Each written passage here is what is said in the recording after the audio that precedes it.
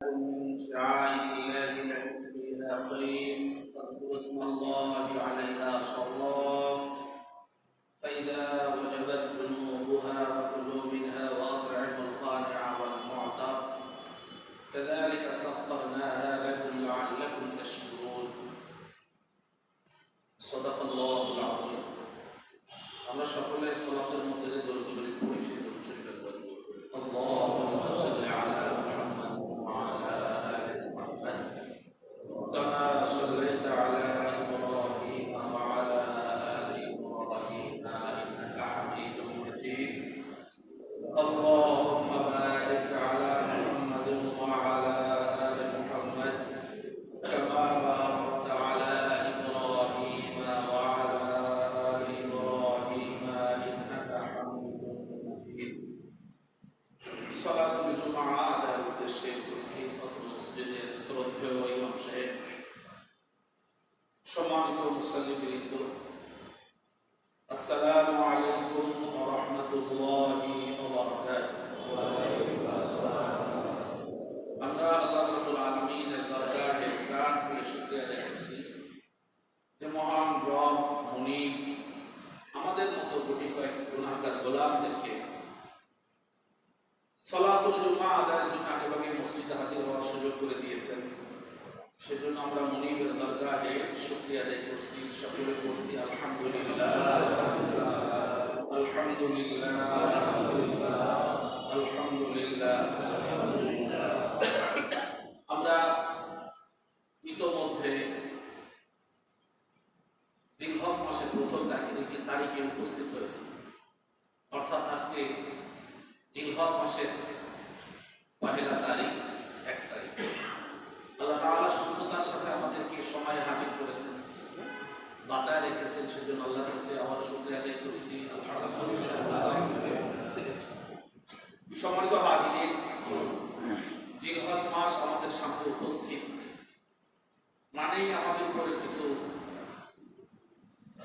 দায়িত্ব এসে অর্পিত হলো যে দায়িত্বগুলো আমাদের জন্য পালন করা খুবই জরুরি সেজন্য আমরা এই বিষয়ে কিছু কথা শুনবো ধারাবাহিক আলোচনায় আজকে আলোচনা হওয়ার কথা ছিল সূরাতুল কাফিরুন এর 6ষ্ঠ আয়াত লাকুম দীনুকুম ওয়ালিয়া দীন এই আয়াতের উপরে কিছু আলোচনা করার ইচ্ছে ছিল কিন্তু আজকের জুমা আর আগামী জুমা এই আলোচনাটা স্থগিত থাকবে আল্লাহ তাআলা যদি সুযোগ করে দেন এই মাসের 15 তারিখে যে জুমা সেই জুমাতেই আমরা ওই আয়াতের আলোচনা করবো ইনশাআল্লাহ।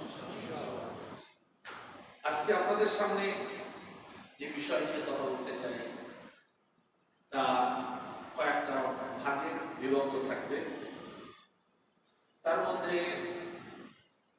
হজের মাস শুরু হয়েছে ইতোমধ্যে আমাদের বাংলাদেশ সহ বিশ্বের বিভিন্ন দেশ থেকে মুসলিম ভাই এবং বোনেরা কাবার আমলায় সমবেত হয়েছেন কেউ কেউ মদিনায় জিয়ারতে আছেন অর্থাৎ তারা সফরে হজের সফরে তারা আছেন কেউ কেউ এখনো অপেক্ষমান বিভিন্ন দেশ থেকে তারা যাবেন আমরা দোয়া করি আল্লাহ তাআলার কাছে যে যারা ইতিমধ্যে পৌঁছে গেছেন আল্লাহ তাআলা তাদেরকে কবুল করে নিন যারা অপেক্ষায় আছেন পথে আছেন আল্লাহ তাআলা তাদেরকে সহি সালামতে হজ আদায়ের জন্য আল্লাহ তাআলা তৌফিক দান করুন এবছর হজের ব্যাপারে চাঁদের তারিখ অনুযায়ী দেখা যাচ্ছে যে আগামী জুমার যে দিন সেই দিন আরাফার দিন আর আরাফার দিনে যদি জুমার দিন পড়ে সেটাকে হাজ্জে আকবার বলে একটা মত উল্লেখ আছে তো হাজ্জে আকবারের অনেক ফজিলত আমরা দোয়া করি রাসূল যারা হজ করছেন আল্লাহ তাআলা তাদেরকে হজ্জে মাবরুর সহ হজ্জে আকবার দান করুন আমিন আল্লাহ তাআলা তাদেরকে যেন সহি সালামতে আবারও যার যার গন্তব্যে ফিরে আসার তৌফিক দান করেন আর যদি কারো ইন্তেকাল থাকে ইতিমধ্যে বাংলাদেশের এক ভাই ইন্তেকাল করেছেন সংবাদে দেখলাম যারা ইন্তেকাল করবেন এই সফরে আল্লাহ তাআলা তাদের এই সফরটাকে যেন জান্নাতি সফর হিসেবে কবুল করুন আমিন সম্মানিত হাজিরিন আমরা জিলহজ মাসের আজকে প্রথম তারিখ জিলহজ মাসের কিছু ফজিলত আছে। হাদিস দ্বারা প্রমাণিত রাসূলুল্লাহ সাল্লাল্লাহু আলাইহি ওয়াসাল্লাম করেছেন, আমাদেরকেও করার জন্য নির্দেশ দিয়েছেন। তো তার ভিতরে জিলহজ মাসের প্রথম 10 রাতের ব্যাপারে কথা আছে। কোরআনুল কারীম সূরাতুল ফজর, এই সূরা ফজরের মধ্যে আল্লাহ তাআলা কয়েকটা আয়াতে রাতের কসম করেছেন, আরো কিছু বিষয়ের কসম করেছেন জোড় বেজোড়ে। এই ব্যাপারে মুফাসসিরিনদের যে মত হাদিস থেকে তা হলো ওয়াল ফাজরি ওয়া লায়ালিন আশর, কসম ফজরের, আল্লাহ তাআলা কসম করেছেন ফজরের যে সময় সেটা আল্লাহ কসম করেছেন। আমরা আসরের সময়ের কসম পাই, ওয়াল আসরি, আসর একটা নামাজের অর্থ আমরা জানি, ফজর নামাজের অর্থ। এই সময়টা না রাত না দিন আল্লাহ তাআলা এই সময়ের কসম করেছেন। ওয়াল ফাজরি কসম করেছেন সাথে ওয়া লায়ালিন আশরি, লায়াল রাত, আশরিন 10 রাত, এবং কসম 10 রাতের। ওয়াশ শাফঈ ওয়াল ওয়াতরি, এবং কসম জোড় এবং বেজোড়ের। ওয়াল লাইলি ইযা ইয়াসরি, এবং কসম ওই রাতের যখন রাত অতিক্রম করে রাত চলে যায়, রাত চলে যাওয়াটা কসম। আল্লাহ রাব্বুল আলামিন এখানে 5টি বিষয়ের কসম করেছেন। ফজরের কসম করেছেন, 10 রাতের কসম করেছেন, জোড়ের কসম করেছেন, বেজোড়ের কসম করেছেন, অতিক্রান্ত রাতের কসম করেছেন। 5টা বিষয়ের কসম করেছেন। 10 রাত কোন 10 রাত? এই ব্যাপারে মুফাসসিরিনে কিরাম যারা তাফসীর লিখেছেন, তাফসীর করেছেন, রাসূলের সাহাবায়ে কিরামদের ভেতর থেকে স্বয়ং রাসূলুল্লাহ সাল্লাল্লাহু আলাইহি ওয়াসাল্লাম, তো তাদের অধিকাংশের মত যে এই লায়ালিন আশর 10 রাতের যে কসম, এই 10 রাত হলো জিলহজ মাসের প্রথম থেকে 10 রাত।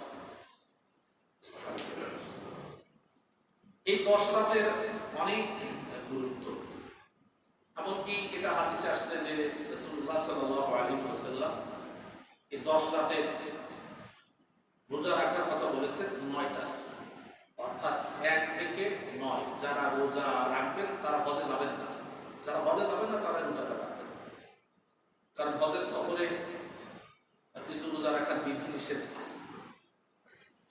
সেজন্য এই রাতগুলোর ব্যাপারে আসলে আমাদের জানা দরকার। যেহেতু একটা রাত চলে গেছে, আমরা ইবাদত বন্দেগীতে যদি কাটাতে পারি, রাসূলুল্লাহ সাল্লাল্লাহু আলাইহি ওয়াসাল্লাম ইরশাদ করেছেন জিলহজ মাসের প্রথম 10 রাতে ফজিলাত অন্যান্য যে কোনো সময়ে রাতের চেয়ে 70 গুণ বেশি সওয়াব। তবে রমজান মাস ছাড়া, রমজানের ব্যাপার একটা স্পেশাল ব্যাপার, যেখানে আল্লাহ নিজেই রমজানের ফজিলতের কথা আল্লাহ বলেছেন, কোরআন নাযিল করেছেন। আল্লাহ নিজেই বলেছেন যে আমি রমজানে কেউ কোনো কাজ করলে তার সওয়াব বাড়িয়ে দিতে দিতে শেষ পর্যন্ত আমি বলেই বলি যে আমি হলাম তার পুরস্কার। সুতরাং রমজান বাদে, রমজানের পরে গুরুত্বপূর্ণ যে রাতগুলি আছে, সেই রাতগুলির মধ্যে জিলহজ মাসের 10 রাত, তার একটা রাত ইতিমধ্যে আমাদের থেকে অতিক্রান্ত হয়েছে, চলে গেছে। এই 10 রাতের মধ্যে কি আছে? হাজী সাহেবদের চোখে পড়ার মতো হলো যে হাজী সাহেবরা যখন 8ই জিলহজ মক্কায় অবস্থান করবেন, সেখান থেকে মিনার উদ্দেশ্যে রওনা দিবেন, তো তার আগের রাতে তাদের প্রস্তুতি নিতে হয়। এখন তো সব গাড়ি ঘোড়া হয়ে গেছে, যে কারণে প্রস্তুতি নেওয়া লাগে না, খালি পেট্রোল পাম্পে গিয়ে পেট্রোল ঢুকালে গাড়ি চলতে থাকে। কিন্তু সেই সময় বাহন হিসেবে উট, খচ্চর, দুম্বা, ঘোড়া সাধারণত একটা ব্যবহার করার কথা পাওয়া যায় না। উট ব্যবহার করতেন, তো উটকে পানি খাওয়ানো হতো, ভালো করে পানি খাওয়ায় নেওয়া হতো, যাতে করে 8, 9, 10, 11, 12, 13 এই 5 দিনে আর পানির তৃষ্ণা যেন উটের না লাগে। আর এক্ষেত্রে পৃথিবীতে একটা প্রাণী বেশি শক্তিশালী, যে একই সাথে 15 দিনের বা আরো বেশি সময়ের প্রয়োজনীয় পানি ট্যাঙ্কির মধ্যে লোড দিতে পারে তা হলো উট। আল্লাহ তাআলা কোরআনে বলেছেন আফালা ইয়ানজুরুনা ইলাল ইবিলি কাইফা খুলিকাত। মানুষরা কি তাকায় দেখেন আমি উটকে কিভাবে সৃষ্টি করেছি? আল্লাহ তাআলা যদি সুযোগ করে দেন আমাদেরকে সূরা আল গাশিয়া এর তাফসীর পর্যন্ত যাও, সেখানে আমি উটের ব্যাপারে কথা বলবো। মুফাসসিররা যা লিখেছেন বাস্তব অভিজ্ঞতায়। তো উটের ব্যাপারে যে কথাটা আছে সেটা হলো প্রত্যেকটা প্রাণীর পাকস্থলী হলো একটা।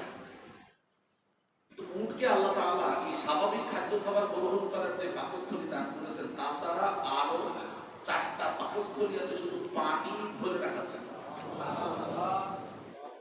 যে কারণে তারা একবার পানি পান করতে সময়ও লাগে। আপনারা খেয়াল করে দেখেছেন যে বিভিন্ন সময় রাস্তায় পানি দেয়, ওই যে ট্যাঙ্ক লরিতে করে পানি ভরতে, পানিটা যখন কোনো নদী থেকে বা খাল থেকে উঠায় দমকল দিয়ে, তখন কিন্তু বেশ সময় লাগে, অনেক সময় লাগে। দেখা যায় আধা ঘন্টা বসে বসে তারপরে করে। তো একটা উটেরও পানি পান করা তো এরকম অনেক সময় লাগে। আর সেই সময় এত পানি জমজমের কূপ থেকে উঠায়ে খাওয়াইয়ে ভরায় নিয়ে যেতে যথেষ্ট সময়ের প্রয়োজন ছিল। 8 তারিখ ছিল এই প্রস্তুতি। তো 8 তারিখকে বলা হয় ইয়াউমুত তারবিয়া। রাওয়া ইউরাউই তারবিয়াতান শব্দের অর্থ হলো পানি ভরানো, অর্থাৎ ওই দিনটা ছিল পানি ভরানোর দিন এবং এটা খুব ফজিলতের দিন। আর যেহেতু রাতের বেলায় কাজটা শুরু হয়ে যেত, আর যেহেতু এটা জিলহজ মাসের প্রথম দিকেরই কাজ, সুতরাং এর রাতে ইবাদত বন্দেগী আল্লাহ তাআলার কাছে খুব প্রিয়, পছন্দনীয়, সওয়াবের। আলহামদুলিল্লাহ। এর পরের রাত হলো আপনার 9 তারিখের রাত। 9 তারিখের রাত আরাফার রাত, কিন্তু থাকতে হবে মিনায়। এর রাতেও জেগে ইবাদত করার অনেক ফজিলত। এমনকি রাসূলুল্লাহ সাল্লাল্লাহু আলাইহি ওয়াসাল্লাম বলেছেন সাওম ইয়াউমি আরাফা তাহতাসিবু আলাল্লাহি আন ইউকাফিরা সানাতাল্লাতী ক্বাবলা। রাসূলুল্লাহ সাল্লাল্লাহু আলাইহি ওয়াসাল্লাম বলেছেন যে আরাফার দিন যারা রোজা রাখবে, মানে যারা হাজি না, হজ করতে যারা যায় না, যারা আমরা যারা আছি, আল্লাহ তাআলার কাছে এটা পূর্বের 1 বছরের গুনাহের সগীরা মাফের কারণ হবে, পরবর্তী 1 বছরের গুনাহ মাফের কথাও আছে। সুবহানাল্লাহ। এছাড়া কোরআনুল কারীম তেলাওয়াত, তাসবিহ, তাহলিল, জিকির, আজকার, দান, খয়রাত, এটা এই সময়ে করলে রমজান মাসের পরে বেশি সওয়াব পাওয়ার যে মাসগুলি, তার মধ্যে এই দিনগুলি অন্যতম, রাত অন্যতম। আমি আপনাদের কাছে বলবো এই বিষয়গুলির প্রতি আপনারা যত্নবান হবেন, সালাত আদায় বেশি আন্তরিক হবেন, সময়টা অযথা নষ্ট না হয়। কারণ আমাদের বয়স তো খুব মাপা বয়স। রাসূলুল্লাহ সাল্লাল্লাহু আলাইহি ওয়াসাল্লাম ইরশাদ করেছেন আমার উম্মতি বাইনা 60 ইলা 70। আমার উম্মতের বয়স 60 থেকে 70 এর মধ্যে, 60 থেকে 70 এর মধ্যে, এর মধ্যে আমার উম্মত বিদায় হয়ে যাবে। রাসূলুল্লাহর তাই, পরবর্তী 4 খলিফারও তাই, সবার 63 বছর করে বয়স। রাসূলুল্লাহ বলেছেন এরপরে হাদিসটুকু আকাল্লুহা মাইয়াজুজ, এই 60 থেকে 70 অতিক্রম করা মানুষের সংখ্যা আমার উম্মতের মধ্যে খুবই কম। সাধারণত 60 থেকে 70 হলো আমাদের বয়সের মাপকাঠি দিয়েছেন রাসূলুল্লাহ সাল্লাল্লাহু আলাইহি ওয়াসাল্লাম। সুতরাং আমাদের যারা আমরা 60-এর কোঠায় আছি, 50-এর কোঠায় আছি, 40-এর কোঠায় আছি, খুব ভাবার সুযোগ নেই যে না আব্বা ছিলেন এতদিন, আমি তো থাকবোই। এই সুযোগটা নেই। জন্য আমি বলবো আমরা যেন সময়টাকে কাজে লাগাতে পারি, সময়টাকে আমরা কিভাবে প্রপারলি ইউটিলাইজ করা যায়, আল্লাহ তাআলার কাছে সন্তোষজনকভাবে উপস্থিত হওয়া যায়, সেই ব্যাপারে আমরা সময়টাকে কাজে লাগাবো ইনশাআল্লাহ। দ্বিতীয় বিষয় হলো কোরবানি। এটা আমাদের কাছে পরিচিত একটি শব্দ। কোরবানির উপরে কিছু কথা আমি আপনাদের মধ্যে পেশ করব। কোরবানি করার জন্য আমাদের কি করণীয়, কেন আমরা কোরবানি করব, এই বিষয়ে আমি গত বছর আপনাদের সাথে কথা বলেছিলাম। আজকেও সেই বিষয়ের উপরে আবার তাই বলবো। আল্লাহ রাব্বুল আলামিন আমাদেরকে পৃথিবীতে নিয়ামত দিয়ে ভরে দিয়েছেন, আলহামদুলিল্লাহ। আল্লাহ তাআলা আমাদেরকে নিয়ামত দিয়ে বেষ্টন করেছেন। কোরআনে বলেছেন যে তোমরা যদি আমার নিয়ামত গণনা করো লা তুহসুহা, তোমরা গণনা করে শেষ করতে পারবে না। ওয়া ইন তাউদ্দু নি'মাতাল্লাহি লা তুহসুহা, আল্লাহর যে নিয়ামত আল্লাহ দান করেছেন তা তোমরা গণনা করে শেষ করতে পারবে না। এমনকি আল্লাহ রাব্বুল আলামিন সূরাতুল লুকমানের মধ্যে বলেছেন যে আমি যে নিয়ামত দিয়েছি এটা যদি মানুষেরা সারা জীবন লেখে, আপনাদের মুখস্থ আছে যে পৃথিবীতে যত পানি আছে সাগরের সব পানিকে যদি কালি বানানো হয় 7 বার, আর পৃথিবীর সব গাছগুলো যদি কলম হয়ে যায়, তারপরেও আল্লাহ রাব্বুল আলামিনের নিয়ামতের কথা, গুণগানের কথা লিখে শেষ করা যাবে না। ওয়ালাউ আন্নামা ফিল আরদি মিন শাজারাতিন আকলাম ওয়াল বাহরু ইয়ামুদ্দুহু মিন বা'দিহি সাব'াতু আবহুরিন মা নাফাদাত কালিমাতুল্লাহ। তো আল্লাহ তাআলা আমাদেরকে নিয়ামত দান করেছেন। আর নিয়ামত এটা আমরা কি বুঝি সেটাও একটা ব্যাপার। আল্লাহ আমাদেরকে বাঁচায় রেখেছেন, নিয়ামত। আমাদের দেহ দান করেছেন, নিয়ামত। আমাদেরকে নখ দিয়েছেন, একটা নখ, নিয়ামত। সন্তান নিয়ামত, স্ত্রী নিয়ামত, আব্বা আম্মা নিয়ামত, দেহের যা অঙ্গ প্রত্যঙ্গ সবটা নিয়ামত, চন্দ্র সূর্য, অর্থাৎ নিয়ামতের বাইরে কিছু না। এই নিয়ামতগুলি আল্লাহ তাআলা আমাদেরকে দেওয়ার পরে আল্লাহ তাআলা আমাদের কাছ থেকে নিয়ামতের ব্যবহার দেখতে চান। এই ব্যাপারে সূরাতুদ দুহা এর একদম শেষের আয়াতটা, ওয়া আম্মা বিনি'মাতি রাব্বিকা ফাহাদ্দিস।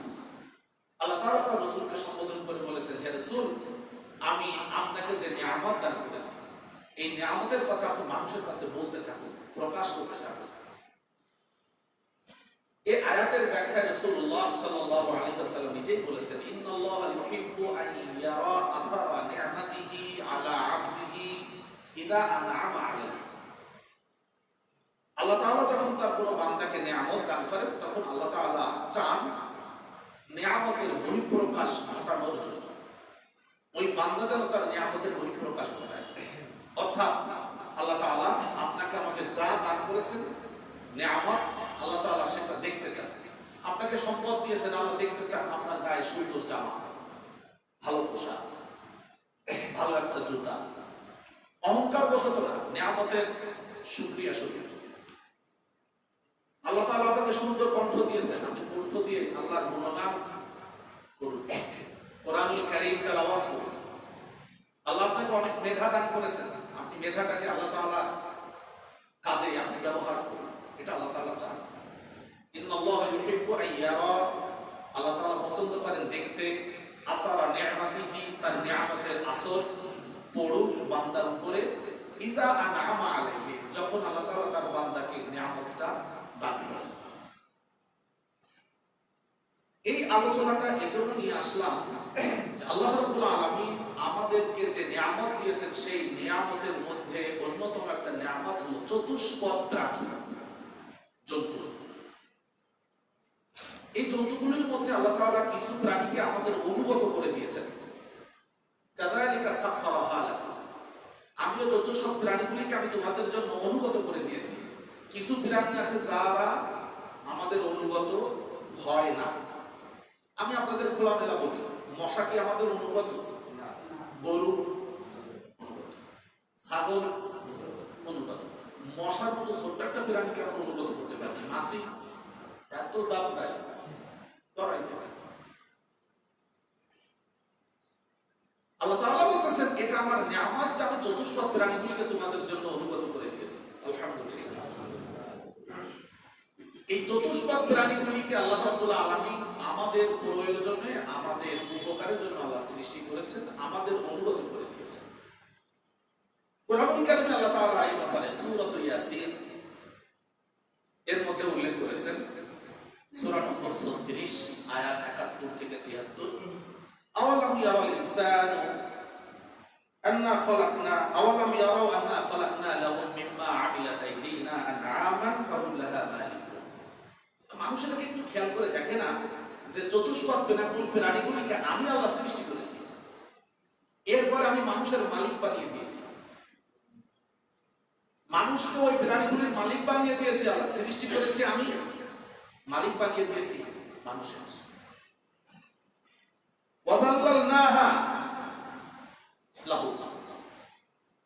এবং সেই প্রাণীগুলিকে আমি তাদের অনুগত বানিয়ে দিয়েছি। জাল্লালনাহা, জালুল সূরাতুল মুলকের মধ্যে শব্দটা আছে, ওয়াল্লাযী জাআলা লাকুমুল আরদা যালুলান।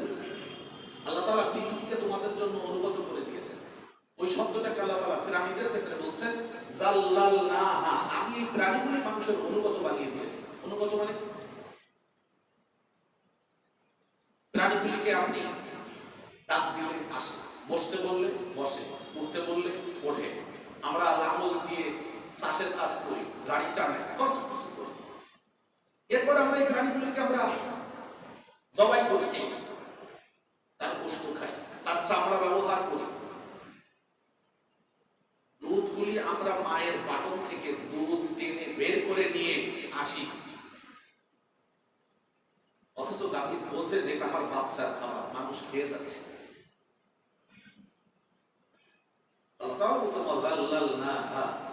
কতদিন স্থির ভাবে সে দুধ দহন করতে থাকে। যারা দায়িত্বশীল, আমাদের দাদি, আমার দাদিকে দেখেছে দুধ দহন করতে, দুধ হচ্ছে গাভী নড়েই না।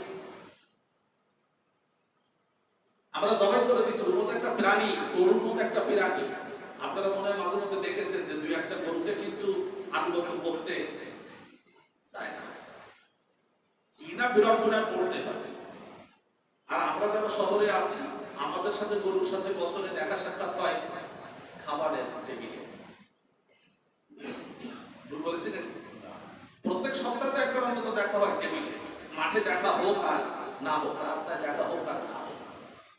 ও একটা গরুকে ধরে জবাই করার জন্য নিচে নামায় হাত পা বেঁধে, এ যে কত সহজে আল্লাহ তাআলা করে দিয়েছেন। আল্লাহ তাআলা বলতেছেন যে গরুগুলো বুঝতে পারে যে আমাকে জবাই করার জন্য নিয়ে যাচ্ছে, গরুগুলো নিজেরাই ইচ্ছে করে শুয়ে পড়ে। গরুগুলো আমার আনুগত্য করে, মানুষেরও আনুগত্য করে। যখন বোঝে যে আমাকে জবাই করবে, মানুষ মেনে নেয়। আল্লাহ তাআলা বলেন ওয়াদাল্লালনাহা ফামিনহা রাকুবুহুম ফামিনহা ইয়াকুলুন। তোমরা এই প্রাণীগুলি কিছুর উপরে বাহনে আরোহণ করো, বাহন হিসেবে, আর কিছু তোমরা জবাই করে খাও। খাওয়ার অনুমতি কে দিলেন?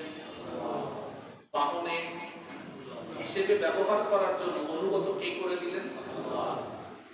আল্লাহ বলতেছেন ওয়ালাহুম ফিহা মানাফিউ ওয়া মাশারিবু ফালা ইয়াশকুরুন। আমি তো তোমাদের এই প্রাণীর ভিতরে আরো অনেক উপকার দিয়েছি। কত উপকার আছে সেটা আমরা মানে হিসাব কিতাব করলে অনেক দেখব। এবার আল্লাহ জিজ্ঞেস আফালা ইয়াশকুরুন, মানুষ কি একটুও কৃতজ্ঞতা প্রকাশ করবে না, শুকরিয়া আদায় করবে না যে আমি পশুটাদের অনুগত করে দিলাম? বলেন উচিত কিনা আমাদের আল্লাহ শুকরিয়া আদায় করা? আল্লাহ তাআলা বলছেন এই শুকরিয়া আদায়ের মাধ্যম হলো তুমি আমার উদ্দেশ্যে একটা পশুকে জবাই করে দাও। শব্দ তোমরা নিজেরা জবাই করে খাইছো, খাও, একটা আমার উদ্দেশ্যে দিয়ে যারা গরিব আছে তাদেরকেও দাও, তোমরাও খাও। ওয়া আত'ইমুল কানিআ ওয়াল মু'তার ওয়া আত'ইমুল বাইসাল ফাকির। আমার নামে জবাই করে দাও, নিজে খাও, অন্যকে খাওয়াও। আত'ইমু, ফিড দেন। যারা অভাবী, নিঃস্ব, যারা গরুর গোশত খেতে পারে না, শহরের যারা একটু অসচ্ছল, তারাও কখনো কখনো বছরে 2-1 বার গোশত খায়। গ্রামে এমনও বহু পরিবার আছে, ধনী, গ্রামের দৃষ্টিতে ধনী মানুষ, তারা বছরে ওই কুরবানির সময় গোশত খায়। আর যদি নিতান্ত কোনো অনুষ্ঠান টান হয় সেটা। গ্রামে বহু মানুষের আছে যারা বছরে একবারই গরুর গোশত খায়। আল্লাহ তাআলা বললেন এই পশুগুলিকে শুকরিয়া আদায় করার জন্য তোমরা তো খাও, ব্যবহার করো। একটা জবাই করে দিয়ে গোশত তোমার আত্মীয় স্বজন গরিব মানুষদেরকে বন্টন করে, নিজেরাও খাও। এই যে আমরা পশুটা কুরবানি করে দেব, এটার নাম কুরবানি। কেন দেব? আল্লাহ তাআলার নৈকট্য লাভের জন্য। কোরবানি এই শব্দটা আমাদের দেশে বহুল প্রচলিত শব্দ। শব্দটা কোরআনুল কারীমের 2 জায়গায় ব্যবহার হয়েছে। সূরাতুল মাইদার 27 নম্বর আয়াতে কোরবান সূরাতুল আহকাফ এর 28 নম্বর আয়াতে কুরবানান আলিহাতান দুই জায়গায় এই শব্দটা ব্যবহৃত হয়েছে। আমরা আসবো কুরবানি আসলে কি। কফ র বা, আরবিতে 3টা অক্ষর, কফ র বা। বলতো কি কি অক্ষর বলেছি? নোক্তাওয়ালা কফ, বড় কফ যেটাকে আমরা বলি। এই কুরবান শব্দের অর্থ হলো কাছাকাছি হওয়া, নিকটবর্তী হওয়া। এটি শব্দমূল, আর ক্রিয়ামূল হলো কোরবান। আমরা আরবিতে বলি মাসদার। কোরবান মানে হলো এমন কিছু কাউকে দিয়ে তার নৈকট্য লাভ করা, অর্থাৎ উপঢৌকন দেওয়া। দেখবেন নতুন কোনো ব্যক্তির সাথে কেউ যদি পরিচিত হতে যায় আর তার কাছে যদি তার কোনো গুরুত্বপূর্ণ কাজ থাকে তো কিছু হাদিয়া তোমরা নিয়ে যায়। কই যাচ্ছ? ভাই আমার একটা কাজ আছে, ঢাকায় যাচ্ছে। এটা কেন? হাদিয়া তোমরা নিতে হয় না। দেখা যায় যে আমাদের এই অঞ্চলটা মাছের অঞ্চল, বড় বড় মাছ প্যাকেট করে নিয়ে যাচ্ছে। স্থানীয় বাসায় দিয়ে দিলাম, তাও মাছ পেয়ে খুশি, আমারও কাজটা হয়ে গেল। এই যে কারোর নৈকট্য লাভের জন্য কিছু উপঢৌকন দেওয়া, এটাকে আরবি শব্দের পরিভাষায় বলা হয় কোরবান। কি বলে? কোরবান। এখান থেকে ইসলামী শরীয়তের পরিভাষা হলো কোরবানি। এটি একটি ইসলামী পরিভাষা। আল্লাহ তাআলার নৈকট্য লাভের জন্য আল্লাহর উদ্দেশ্যে একটা পরটুক আপনারা বলবেন পশু জবাই করে তার উদ্দেশ্যে। আর আল্লাহ তাআলা বলতেছেন বান্দা যখন পশু কুরবানি করে, জবাই করে আমার উদ্দেশ্যে, ওই পশুর রক্ত মাটিতে পড়ার আগে আমি আল্লাহ তাআলা তা কবুল করি। সুবহানাল্লাহ। কোরআনে আল্লাহ বলেছেন লা ইয়ানালুল্লাহু লুহুমুহা ওয়ালা দিমাউহা ওয়ালাকিন ইয়ানালুহু তাকওয়া মিনকুম। আমি আল্লাহ তোমাদের এই পশু জবাইয়ের মাধ্যমে আমি তোমাদের গোশত আর রক্ত নিতে খেতে আসি না। আমি তোমাদের রক্ত আর গোশত গ্রহণ করি না, আমি গ্রহণ করি তাকওয়া। কি গ্রহণ করি? তাকওয়া। তুই পশু জবাই করার মধ্যে কতটা তাকওয়া ছিল সেটা আমি যাচাই করেছি। ছোট্ট করে দুটি উদাহরণ দিতে চাই আপনাদেরকে।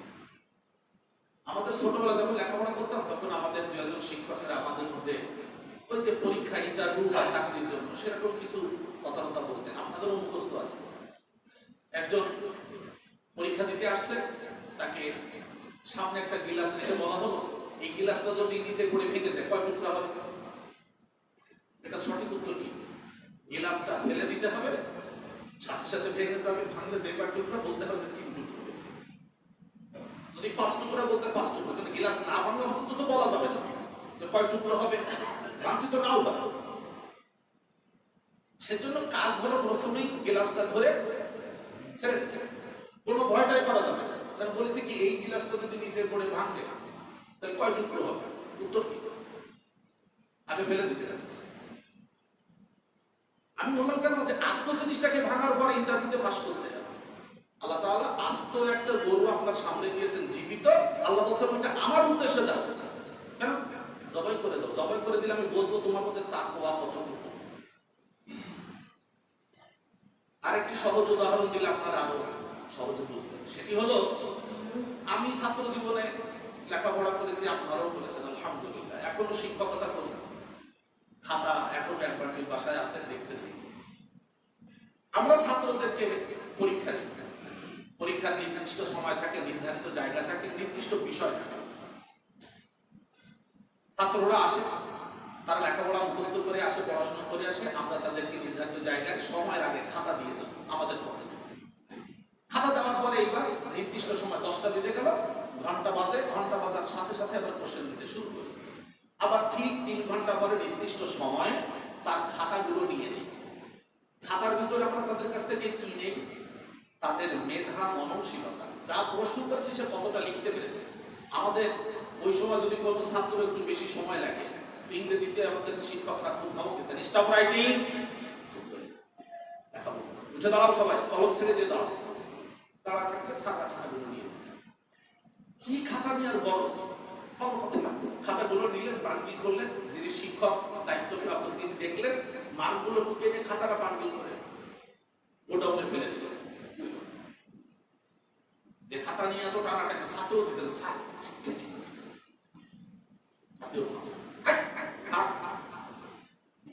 খাতা নিয়ে টানাটানি, আসলে কি খাতা টানাটানি না, টানাটানি হলো মেধা। আমাদের কি খাতা পরীক্ষা দেওয়ার মধ্যে কি খাতার কোনো উদ্দেশ্য আছে আপনারা বলেন? ছাত্রকে যখন বলা হবে যে তুমি গোল্ডেন এ প্লাস পেয়েছো, তো গোল্ডেন এ প্লাস তো 5 দিয়ে এরপর একটা যোগ চিহ্ন দিয়ে রেজাল্ট, এই একটুকু একটা জিনিস পেয়েছে, লিখেছে কিন্তু 1400 মার্ক পরীক্ষা দিয়েছে, একটা পাস আর একটা যোগ চিহ্ন লাপাস। তার মানে এটাই হলো তার তাকওয়া। আমরা যে পশু জবাই করতেছি এটা পরীক্ষার খাতা।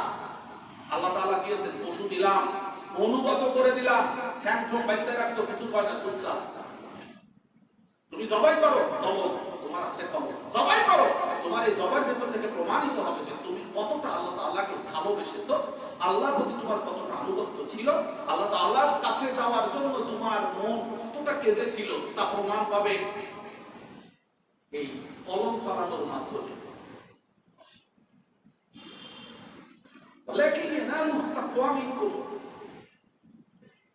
কথাটা এই জন্য যে আমি পরীক্ষা দিতে যাচ্ছি, পরীক্ষার হলে গেলাম, খাতা হাতে পেলাম, লিখলাম না, বা যা মনে চাই তাই লিখলাম, খাতায় পাস হবে না। আমার এক শ্রেণী হাসপাতাল ছাত্র, আমি আরবি সাহিত্য পড়াইছি দীর্ঘদিন, এখন ওই সাবজেক্টটা পরিবর্তন হয়ে ফেকা পড়াই, তাফসীর পড়াই ছাত্রদের। তো আরবি সাহিত্যটা আসলে একটু কঠিন। তো একটা ছাত্র সে ইচ্ছে মতো লিখেছে, যা লিখেছে, মানে প্রশ্নটার নাম্বার ঠিক মতো লিখছে, যেমন অ্যান্সার টু কোশ্চেন নাম্বার 3 ওটা আরবিতে লিখছে, আল ইজাবাতু আন সুআল সালিস, এরকম প্রশ্নগুলো সব সেগুলো লিখে ওর ইচ্ছে মতো লিখেছে। কি লিখছে সে ও জানে না, আর আমি শিক্ষক, আমি তো মোটামুটি বুঝি। তো খাতায় স্বাভাবিক যে পৃষ্ঠা আমরা দেই, 12 পৃষ্ঠার একটা খাতা দেই, মানে 8 পৃষ্ঠা, ও তারপরে আরো 4টা লুজ করেছে। যথারীতি খাতা যথেষ্ট মোটা, আমি চিন্তা করছি মারাত্মক ব্যাপার, এত বড় ভালো ছাত্র তো আমার পাওয়া খুব কঠিন। যাই হোক, আমি এবার খাতা দেখতে শুরু করলাম, খাতা দেখতেছি, তা দেখি যে একটা শব্দই ঘুরায় ফিরা লিখছে 160 বার। আমি এগুলো সব লাল কালিতে মার্ক করেছি, আরো যা যা লিখছে সেটা বললাম। পরে খাতা যখন দেখা যায়, বললাম যা বই দিক আমার ধারে, তুই কি লিখছিস, তুই খালি আমার এখানে এক লাইন তুই লিখলি কিছু মনে ছিল না, খাতা তুই যদি খাতা না দেয় বাস করায় দেবে। আপনার কি আমার কথা কিছু বুঝেছেন? লিখছে অনেক, পেয়েছে 2টা রসগোল্লা,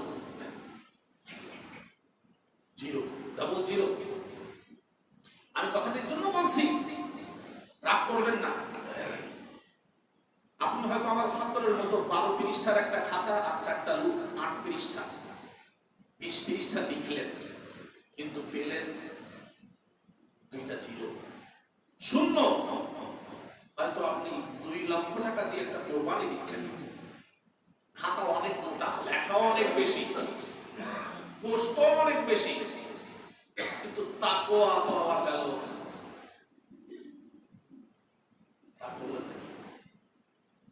লা ইয়ানালা আল্লাহু লুহুমুহা ওয়ালা দিমাউহা। আল্লাহ তাআলা বলেন আমার নৈকট্য, আমার কাছে আসার জন্য তোমাকে কুরবানি করতে বলেছি। কুরবানির ইতিহাস, আদম আলাইহিস সালাতু ওয়াস সালাম এর সন্তান হাবিল আর কাবিলের ইতিহাস আপনারা জানেন। কুরআনে আল্লাহ বলেছেন, ওয়াজকুর নাবা আবনাই আদম ইয ক্বাররাবা কুরবানান ফাতাকাব্বালা মিন আহাদিহিমা ওয়া লাম ইউতাকাব্বাল মিনাল আখর ক্বালা লা আক্তুলান্নাক ক্বালা ইন্নামা ইয়াতাকাব্বালু আল্লাহু মিনাল মুত্তাকিন। 2 ভাইয়ের দ্বন্দ্ব, একটা মেয়েকে বিয়ে করা নিয়ে, একজন বোনকে বিয়ে করা নিয়ে। ফয়সালার জন্য আল্লাহ তাআলা সিদ্ধান্ত দিলেন 2 ভাইকে কুরবানি করতে হবে। আদম আলাইহিস সালাম সে মতে নির্দেশ দিলেন, 2 ভাই কুরবানি উপস্থিত করলেন, যার যা সামর্থ্য আছে। আগুনে এসে কাবিলেরটা না পোড়ায়, হাবিলেরটা পোড়ায় দিলেন, তার মানে তার কুরবানি কবুল হয়েছে। কাবিল যখন এই দৃশ্য দেখলো, তখন হাবিলকে বলল, লা তুলান্নাক, তোরে হত্যা করব, তোর কুরবানি কবুল হবে কেন, আমি তোর মারব, হত্যা করে ফেলব। হাবিল বিনয়ের সাথে উত্তর দিয়েছিলেন, ইন্নামা ইয়াতাকাব্বালুল্লাহু মিনাল মুত্তাকিন, আল্লাহ তাআলা তো মুত্তাকিনদের কুরবানি কবুল করেন। এইখানের শব্দটা হলো ইযকাররাবা কুরবানান, কুরবানিকে যখন দুই ভাই উপস্থিত করেছিলেন, মাঠে রেখে দিয়েছিলেন, একজনে একটা দুম্বা জবাই করে রেখে দিয়েছিলেন, আর একজনে কিছু ফল বলে রেখে দিয়েছিলেন। আল্লাহ কিছু চাইছে দিয়ে দিলাম, একজনেরটা কবুল হয়েছে, আর একজনেরটা কবুল হয়। সেজন্য আমি আপনাদের কাছে যে কথাটা বলতে চাচ্ছি তা হলো যে আল্লাহ তাআলা পশু জবাইয়ের মাধ্যমে আমাদের তাকওয়া যাচাই করবেন। আল্লাহ তাআলা কিভাবে তাকওয়া যাচাই করবেন সেটার জন্য কিছু কথা বললাম, আপনারা বুঝতে পেরেছেন আশা করি। পরীক্ষার খাতায় শিক্ষকের কাজ হলো খাতাটা দেখে 100-র ভেতরে সে কত নাম্বার পেয়েছে ওই নাম্বারটাকে একটা ছোট্ট কাগজে টুকে রাখা, আর বাকি খাতাটা তখন আর গুরুত্বপূর্ণ না, যার জমা হয়ে গেল।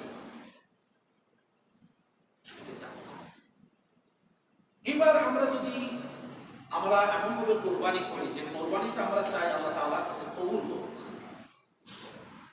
তাহলে আমাদের জন্য কিছু করণীয় আছে। তার মধ্যে 1 নম্বর করণীয় হলো যে কোরবানিটাকে হালাল উপার্জন দিয়ে করতে হবে। কারণ কোরবানিটা হলো আল্লাহ তাআলার ইবাদত, আর হারাম জিনিস দিয়ে আল্লাহর ইবাদত হয় না। কোরবানি করাটা ইবাদত। সুতরাং হারাম জিনিস দিয়ে আমরা কখনো ইবাদত করলে সেই ইবাদত আল্লাহর কাছে কবুল হবে না। আমরা কোনো তাকওয়া সেখান থেকে পাবো না, কারণ যেটা দিয়ে আমি কোরবানি করতেছি, আল্লাহ সন্তুষ্টি অর্জন করতে চাচ্ছি, সেটা হারাম, আর হারাম জিনিস আল্লাহ তাআলা পছন্দ করে না। এটা 1 নম্বর। 2 নম্বর হলো কোরবানি করার সময় আপনার মধ্যে থাকতে হবে যে আমি আল্লাহ তাআলার নিয়ামতের শুকরিয়া আদায় করার জন্য কোরবানি দিচ্ছি, আর কোনো উদ্দেশ্য থাকতে পারবে না। ওয়ামান ইউআযিম শাআইরাল্লাহি ফাইন্নাহা মিন তাকওয়াল কুলুব, আল্লাহ তাআলা বলতেছেন যে এই যে কোরবানি করার জন্য পশু দিয়েছি, পশুটা হলো আমার পক্ষ থেকে তোমার কাছে নিদর্শন। শাআইরাল্লাহ, আল্লাহর শাআইর, আল্লাহর নিদর্শন। আর আল্লাহর নিদর্শনের প্রতি যে সম্মান করবে, ফাইন্নাহা মিন তাকওয়াল কুলুব, তার কলবটা তাকওয়ায় পরিপূর্ণ হয়েছে। এখানে কোরবানির পশুটার ব্যাপারে বলা হয়েছে যে আপনি এবড়ো থেবড়ো যেমন তেমন কোন একটা পশু দিয়ে কোরবানি করলে হবে না। কেন? ওয়ামান ইউআযিম শাআইরাল্লাহ, এই আয়াতের ব্যাখ্যায় মুফাসসিরিনে কেরাম 3টা শব্দ লিখেছেন। একটা পশুর মধ্যে 3টা গুণ থাকতে হবে। তার একটা হলো ইসতিআযামুল বাদান, তার দেহটা হতে হবে হৃষ্টপুষ্ট। ওয়া ইস্তিহসানুহা, লুকস ভেরি নাইস, দেখতে সুন্দর হতে হবে। তাসুরুল নাযিরিন, সূরাতুল বাকারা। বনী ইসরাইলের লোকদেরকে আল্লাহ তাআলা পশু জবাই করতে বলেছিলেন। সেই পশুর ব্যাপারে তারা যখন প্রশ্ন করতে লাগলো, তখন আল্লাহ একটা করে শব্দ বাড়া দিতে লাগলো। তার মধ্যে সর্বশেষ একটা শব্দ ছিল তাসুরুল নাযিরিন, যেন দর্শকরা দেখে খুবই পুলকিত হয়, আনন্দিত হয় যে না সত্যি দেখার মতো।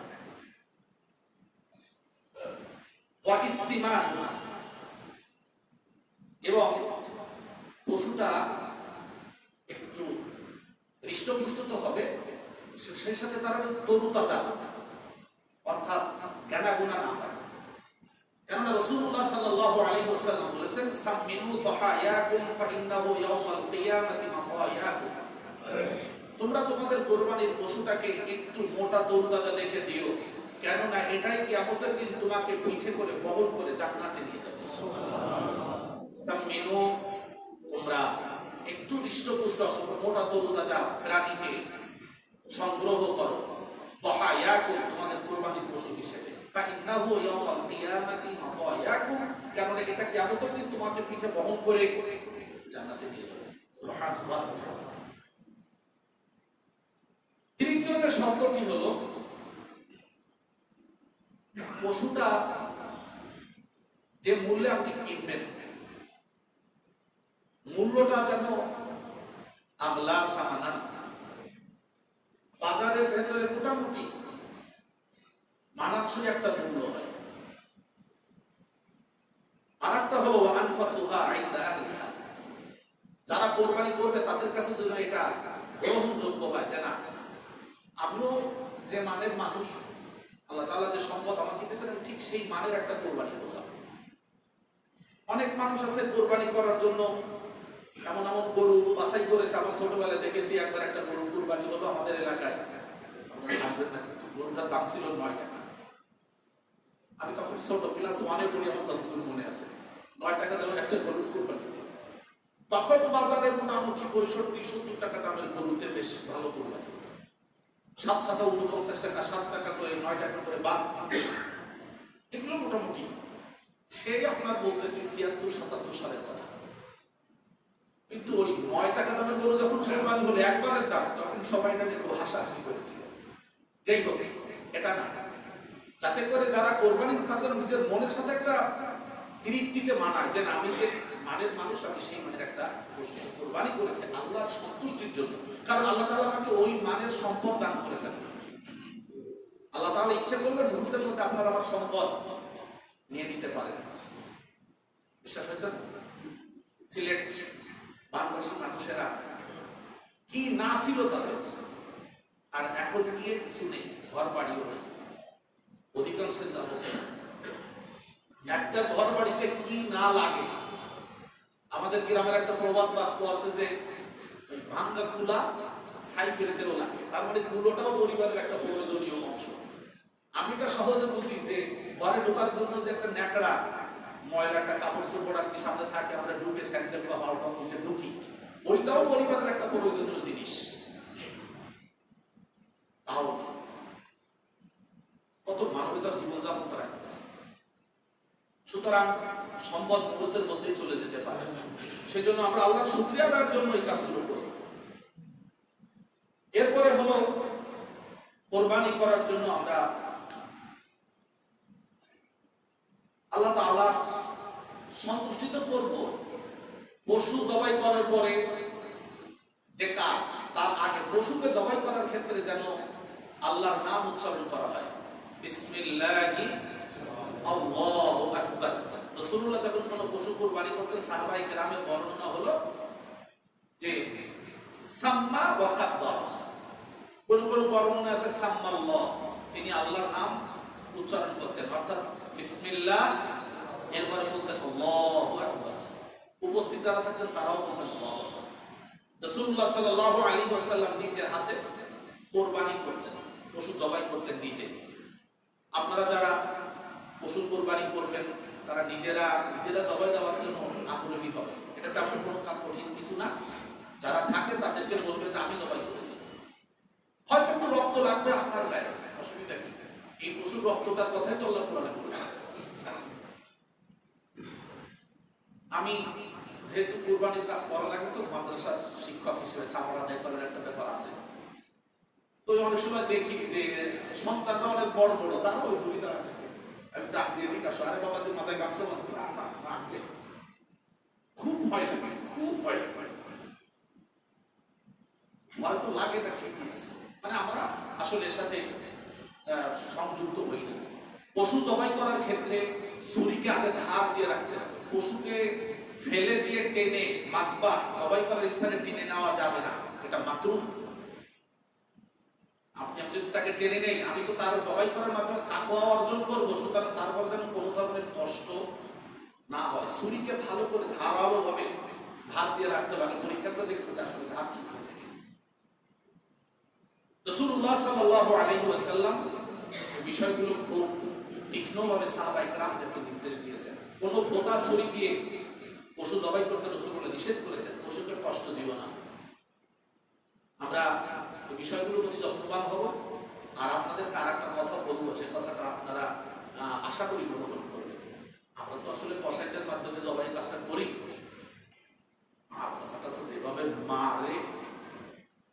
বুঝছেন নাকি?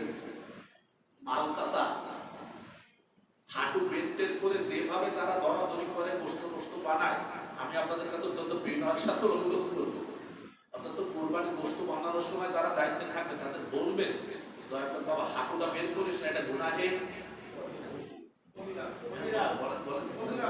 রাসূলুল্লাহ বলেছেন যে দেখবে তারও গুনাহ কবিরা, যে দেখাবে তারও গুনাহ কবিরা। লাআনাল্লাহুন নাযিরা ওয়াল মানযুরা। যারা এই হাঁটু থেকে নাভি থেকে হাঁটু পর্যন্ত এই জায়গা পুরুষকে দেখাবে, রাসূলুল্লাহ বলেছেন আল্লাহ তাআলা লানত তার উপরে। আমরা সওয়াব কামাই করার জন্য কুরবানি করতে গিয়ে যেন এই কাজটা না করি। আমি আপনাদের কাছে অনুরোধ করছি, সাধ্য অনুযায়ী চেষ্টা করবেন, তাদেরকে বলবেন। আমি কোনো যা জবাই দিতে গেলে একদম মুখোমুখি বলে ফেলি, তোমার দরকার তুমি দূরে যাও, ছুটি পারবে না, না পারবা না, পারেন তো। তাই এ তো বাংলাদেশ, গরু জবাই করা কি কোনো কঠিন কাজ নেই। পুলিশ সাথে বাইন্দে দুটো পেঁয়াজ দিয়ে কাম দিয়ে গরু এমনি করেছে, আর আগেতে দড়ি বান্ধা থাকবে, তো সহজ হিসেবে গরু জবাই করাটা কোনো কঠিন কিছু। যাই হোক, তো ওরা তখন না আপনি পারবেন, পারবো মানে আমি তো ছোটকালের থেকে কাজ করি, হয়তো হুজুর মানুষ সেই হিসেবে একটু দেখতে কেমন যেন মনে হয়, এত অসুবিধা না। যাই হোক, তখন মাদ্রাসা খুলি। আমি এই জন্য আপনাদের এই বিষয়টার প্রতি যত্নবান হওয়ার জন্য আহ্বান জানাচ্ছি। সম্মানিত হাজির, সময় আমাকে কথা বলার আর অনুমতি দিচ্ছে না, তারপরেও কয়েকটা বিষয় আপনাদের সামনে। আমরা আরাফাত দিবসের যে রোজা, এটা করতেছে বাংলাদেশের চাঁদ দেখা অনুযায়ী আগামী শনিবার, রবিবারে কোরবানি। এ ব্যাপারে মতভেদও আছে। কেউ কেউ মনে করেন যে না, যেদিন সৌদিতে আরাফার ময়দান সেদিন রোজা রাখবেন, এটাও একটা দিন। হানাফি মাযহাব অনুযায়ী 9 তারিখে রোজা রাখার ব্যাপারে কথা বলা আছে, আপনারা সেটাও করতে পারেন। আমি সাধারণত 2 দিনই রোজা রাখি, যেহেতু পুরো আমার আম্মাকে দেখেছি, আমার মনে হয় আমার জন্মের পরে যতদূর আমার খেয়াল আছে, শরীয়ত সম্মতভাবে জিলহজের এই 9 রোজা আমার আম্মাকে ছাড়তে দেখি নাই। কি হবে ভাত খাবেন, আমি রোজা কোন সময় নিয়াত করি, সেটি তো খাইলেন না, নিয়াত করেছি। তো আমিও এই কাজটা করি, সেটা হলো যে 2 দিনই রোজা রাখি, কোরবানির আগের 2 দিন। আলহামদুলিল্লাহ, আপনারাও সেটা আমল করবেন, তাহলে কোনো ধরনের ঝামেলা থাকবে না। 2 দিনই আমরা রাখলাম, সব ভালো, আলহামদুলিল্লাহ। আর একটা বিষয় হলো, আমাদের মসজিদের সম্মানিত সেক্রেটারি সাহেব মজিবুর ভাই আমাকে কল দিয়ে বললেন যে হুজুর আপনি কাছে যেতে পারবো না, আমি তো একজন মানুষ 2টা জায়গায় দায়িত্ব পালন করি। তো ওই আমাদের এখানে যে হেফসখানা আছে, খানজাহান আলী হেফসখানার জন্য তিনি একটু কথা বলতে বলেছেন যে কোরবানির চামড়া আপনারা যারা আছেন এলাকার মানুষ, আপনারা দিয়ে দিবেন মাদ্রাসায়। এখানে গরিব ছাত্ররা লেখাপড়া করে, মাসে ৭১,০০০ টাকার মতো খরচ হয় বলে উনি আমাকে বলেছেন। যারা গরিব আছে তাদের কিছু ছাত্ররা, তারা তো পয়সা করে দিয়ে খায়। তো 5 মাসের খাবারের টাকা এখন পর্যন্ত ফান্ডে জমা হতে বাকি আছে। যদি কোরবানি চামড়াটা দেন, চামড়ার দাম যত কম, তারপরেও যা হয় আপনারা সেটা ছাড়া আরো দান করবেন মসজিদের এই জানানি দোকানে। বিভিন্ন জায়গায় মাদ্রাসা থেকে আপনাদের কাছে যাবে কোরবানির চামড়া, একটা মূল্যবান সম্পদ। এখন মূল্য একটু কমে গেছে, কেন কমেছে আল্লাহ ভালো জানেন, আমরা কিছু বুঝি আর কি, তারপরও বুঝলেও সেটা বলতে পারলাম না। কোরবানির চামড়া, এটার ইতিহাস খুবই করুণ। ব্রিটিশরা এদেশ থেকে মাদ্রাসা ধ্বংস করে দিয়েছিল, 1 লক্ষ মাদ্রাসা ভেঙে দিয়েছিল, যা মুঘলদের দ্বারা প্রতিষ্ঠিত ছিল। মসজিদের সাথে মাদ্রাসা ছিল। আপনারা অক্ষ সম্পত্তির নাম শুনেছেন, অক্ষ লাখেরাত সম্পত্তির নাম শুনেছেন, ইতিহাসে পড়ে দেখবেন, ভারত উপমহাদেশের ইতিহাসে লাখেরাত সম্পত্তি ছিল, মসজিদের সাথে মাদ্রাসা ছিল। আর এই মাদ্রাসাগুলোর জন্য মুঘল সম্রাটদের পক্ষ থেকে জমি বরাদ্দ করা ছিল, লাখেরাত, কোনো খেরাজ দিতে হবে না।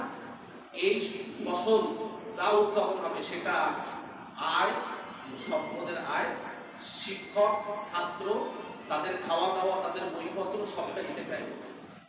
ব্রিটিশরা এসে আমাদের কঠিন 3টা জিনিসের উপর আঘাত করেছে, তার মধ্যে একটা হলো শিক্ষা ব্যবস্থার উপরে, আর 2টা আপনারা পরে শুনেন। তো সেই জায়গা থেকে কিন্তু ইসলামী আদর্শকে টিকা রাখার জন্য আলেমরা তখন বনে জঙ্গলে হাজির হয়ে গেলেন, লোকালয় ছেড়ে দিলেন। তখনকার সময়ের ইতিহাস হবে এই চামড়া টানাটানি, যাকাত ফিতরা কালেকশন। সেজন্য আমি আপনাদের বলবো, আপনার আমার যাকাত ফিতরা, কুরবানির চান্দা, দান, এর দ্বারা এদেশে ইসলামের একটা বড় খেদমত হচ্ছে। আলহামদুলিল্লাহ, আলহামদুলিল্লাহ। আর আমাদের মতো কিছু মানুষ, আপনারা বলবেন যখন কোরবানির দিন দেখবেন যে আমি চামড়া তুলে টানতেছি, আপনাদের তো কারো খারাপ লাগতে পারে। আমি আপনাদের কাছে বলবো না, আপনারা ফেরাও ফিল করবেন, গর্ববোধ করবেন যেন আমাদের প্রতি ছোট চামড়া টানে। আমি মনিরুজ্জামানের চামড়া টানছিলাম।